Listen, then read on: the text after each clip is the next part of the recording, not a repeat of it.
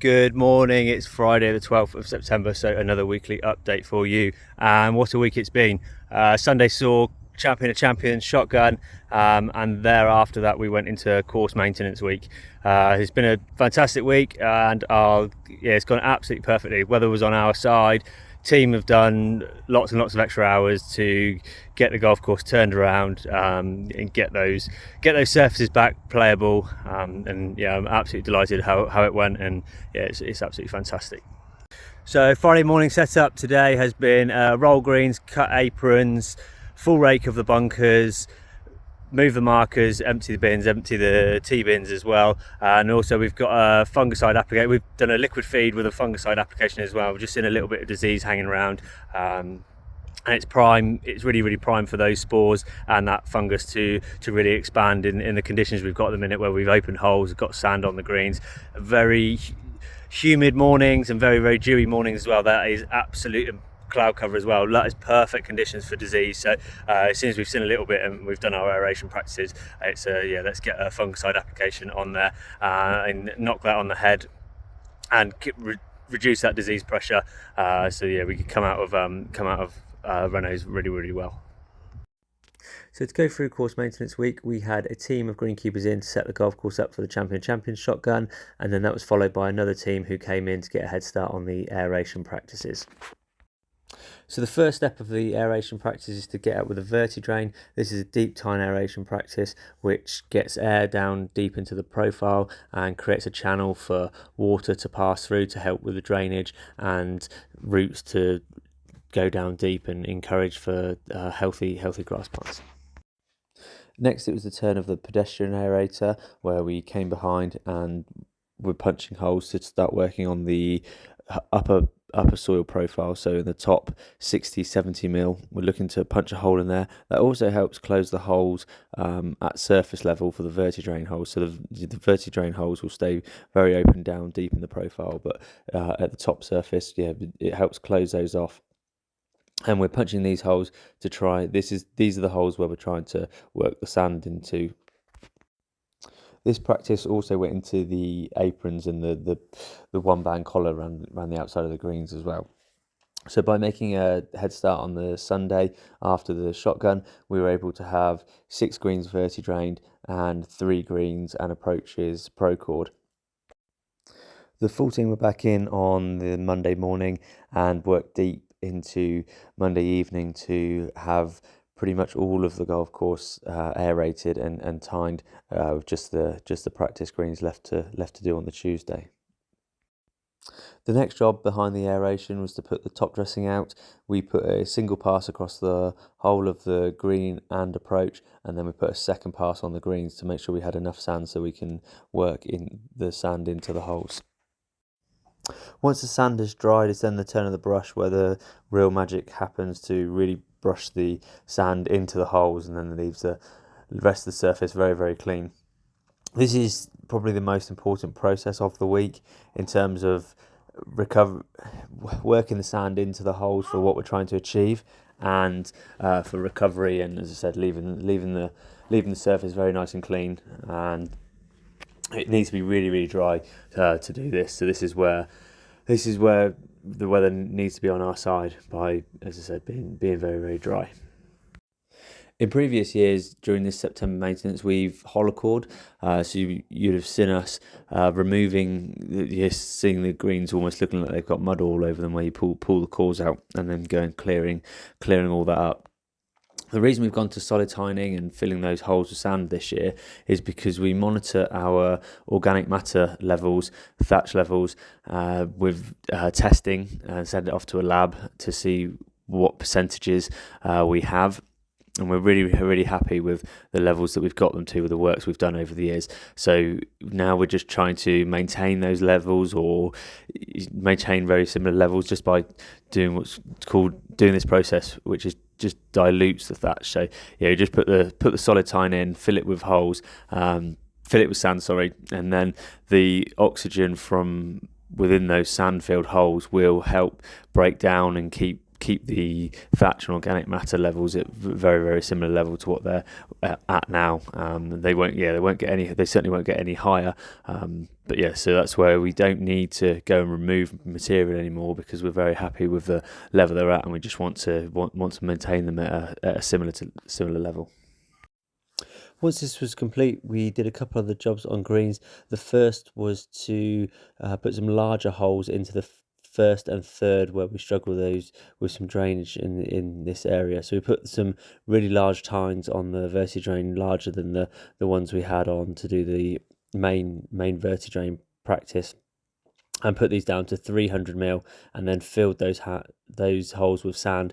And that, just having the sand in the holes, is like having the VertiDrain holes in there all the time, and filling those channels with sand just keeps them open, so that to really help the water percolate through that profile and down deep into the soil, so that to help with the percolation rates and to keep the puddles away from 1 and 3 as best as we can. We then went on to holocore some of the weaker areas also. A lot of these weaker areas are in green extensions, so potentially when the greens were built, we've extended the greens out of the area where they were constructed many years ago.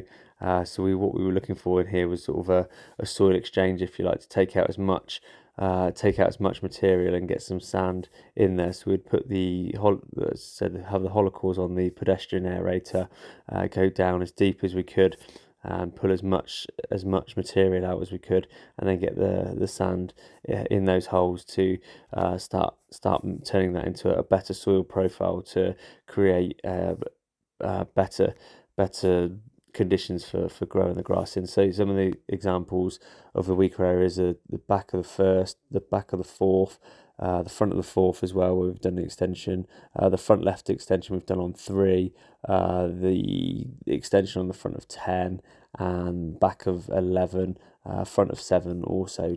I think that's pretty much all the areas we did. So as I said, so hopefully we should see an improvement in turf quality in those areas for that works.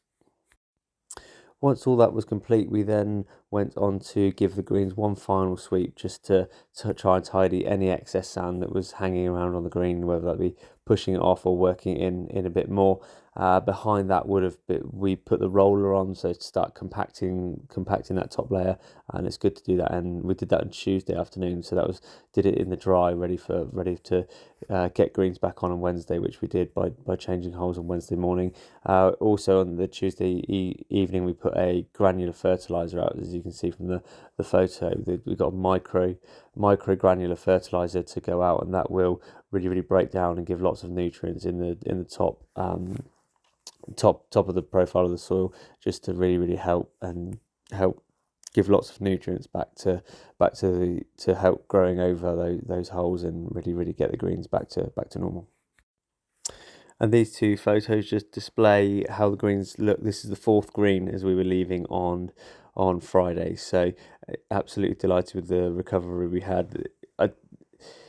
Course maintenance week can't go any smoother than how it did, really, with getting the greens knocked out in a couple of days, having a nice rainy day on the Tuesday, and then we were able to move on to tees and greens rounds, which I'll come on to next. But yeah, absolutely delighted.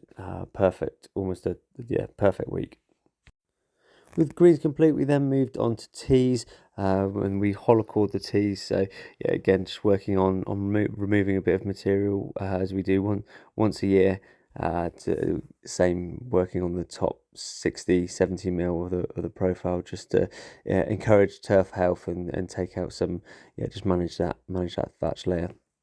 So we'd holocore these and then blow them all into a line, get these cleared up, and then the top dressing went on behind that. Not looking to necessarily fill the holes. We're quite happy just to put a single top dressing on, similar to what we do on the aprons, and just leave that top dressing in the crown of the plant, and just work its way down into the very, very top layer. So yeah, just giving them a holocore, removing some of that thatchy organic material, and just letting them breathe for a wee while. From the cores which we removed, we then went on to reuse them and to put them in some high traffic areas. So these two areas are both on 15. So the pathway that we created, cut through pathway that we created from away from the 15th tee and up at the 15th green under the tree where we get very, very warm. So we've put the cores down here. You'll get a take from those cores, from the sort of the sprigs, the grass plants are in the top of those cores, so that will germinate. We've also have put some a hardy A5 ryegrass, which can cope quite well with wear and tear. So it's used on cricket wickets and tennis courts as well. So it can cope with wear and tear. So that's the idea of overseeding those areas with that. So yeah, that should cope with the wear and tear and reinstate a bit of grass back into those areas. And then so we've put the seed down, raked that into the cores, and then compacted that down, leveled it off, and put a fertilizer on top of those to again really help that establish and germinate. So yeah, get those areas turned back to grass. We've roped those off so they can have some good germination time, and then reopen them when they're ready. With teas finished, we've put the solid tines back on and gone and started on the green surrounds, and we're just going to solid tine those green surrounds just to let them breathe for a little bit. I don't have a photo of that. But something else we've done is we've done a bit of work to the 14th fairway as well. We lost quite a lot of grass coverage on the 14th fairway where it dried out, and whilst it's bounced back very well for the rain that we have had, we've just put the harrow over this fairway just to scratch up that surface, just to start breaking into the seed bed that's underneath there. A month or two ago, it did look very barren and not very many grass plants on there at all, but we've seen a return and a relatively good coverage of grass, and where has that come from? That's come from a good seed bed which is underneath the surface. So we're just encouraging some germination by scratching up the surface and allowing for the plants to come through there with this tractor and harrow, and that will help re-establish a thick and healthy sward back on that 14th fairway. And that is all for this week, folks. So thanks for watching, thanks for listening. As I said, it was a fantastic week. I've thanked the team numerous times. It was a fantastic team effort this week to get all of those works done, and the weather was on our side, so as I said, it was almost a near perfect course maintenance week where really able to get a lot knocked out in a short space of time and achieve an awful lot. And these works will always benefit the golf course and allow us to produce good surfaces for all year round. Looking ahead to next week, we'll get back on really doing high-end course setups again. So now we've got a lot of growth going back on the fairways, so looking forward to next week, to giving those a couple of cuts next week, and I think we're going to lower the heights of those to get back to our usual.